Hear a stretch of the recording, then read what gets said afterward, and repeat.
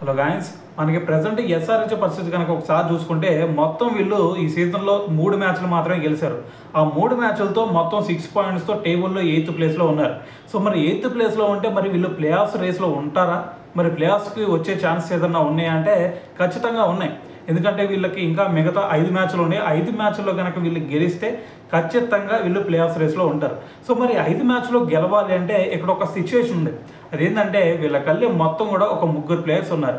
ఆ 3 కూడా సరైన ఫామ్లో ప్రజెంట్ లేరు. మరి ఆ 3 కనుక మరి ఫామ్లోకి వచ్చారంటే వీళ్ళు ప్లే ఆఫ్స్ రావడం మాత్రమే కాదు, టైటిల్ కొట్టినా సరే ఆశ్చర్యపోవాల్సిన అవసరం లేదు. సో మరి ఆ 3 ఎవరు అనే దాని గురించి వీడియోలో క్లియర్గా మాట్లాడదాం. అయితే ఫస్ట్ మీ అందరికీ తెలిసిందే, మరి లాస్ట్ ఇయర్ వీళ్ళు ఫైనల్ వరకు వచ్చారంటే కారణం ఒక 2 బ్యాట్స్మెన్స్. సో మరి ఆ 2 బ్యాట్స్మెన్స్లో ఫస్ట్ వచ్చేసరికి ట్రావిస్ హెడ్, దాని తర్వాత అభిషేక్ శర్మ. సో మరి ట్రావిస్ హెడ్ సినారియో కనుక చూసుకుంటే మరి ఈ సీజన్లో ఫస్ట్లో బాగానే పర్ఫామ్ చేశాడు. దాని తర్వాత ప్రజెంట్ సినారియో చూసుకుంటే అంత మంచి ఫామ్లో కూడా కనిపించట్లేదు.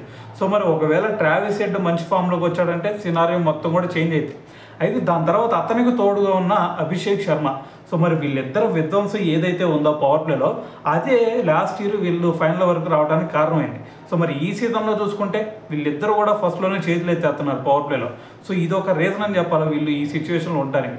సో ఏదేమైనా సరే వీళ్ళిద్దరు కనుక ఫామ్లోకి వచ్చారు అంటే ఖచ్చితంగా 5కి 5 గెలిచినా సరే ఆశ్చర్యపోవాల్సిన అవసరం లేదు. అయితే దాని తర్వాత వీళ్ళిద్దరిని పక్కన పెడితే ఆ థర్డ్ ప్లేయర్ ఎవరు అనే దాని గురించి మాట్లాడడం.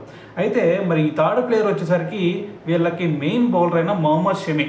సో మరి షమీని ఎన్నో ఎక్స్పెక్టేషన్స్తో ఎస్ఆర్హెచ్ తీసుకుంది, అది కూడా భువనేశ్వర్, నటరాజన్ వీళ్ళిద్దరిని కాదనుకుని కూడా. అయితే ఒకప్పుడు మరి గుజరాత్ టైటన్స్ ఆడేటప్పుడు ఇదే షమి పవర్ ప్లేలో కూడా వికెట్లు తీసి ఇచ్చేవాడు. కానీ ఇప్పుడు చూసుకుంటే మరి అదే పవర్ ప్లేలో పిచ్చి కొట్టుడు కొడుతున్నారు షమీని.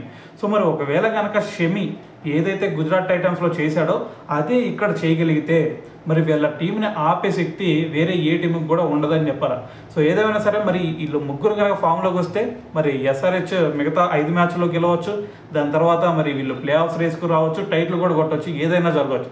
అయితే మరి దీని గురించి మరి మీరేమనుకుంటున్నారు? మరి వీళ్ళు 3 ఫామ్లోకి వస్తారా? మరి ప్లే ఆఫ్ రేస్లో ఉంటారా? ఫైనల్ వరకు వెళ్తారా? సో దీని గురించి మీరేమనుకుంటున్నారు అయితే కింద కామెంట్ చేయండి.